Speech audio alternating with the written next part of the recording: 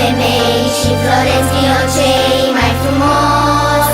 Așadar, la mulți ani mămici, la mulți ani bunici, la mulți ani doamnelor, pentru fiecare avem în inimile noastre câte o floare, alături de o mică urare.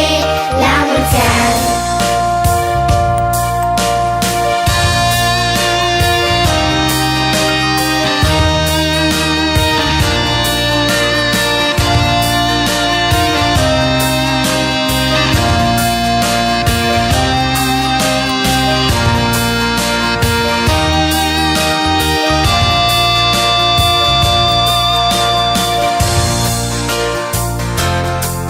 Sărbătoare dragă e, pentru noi 8 martie.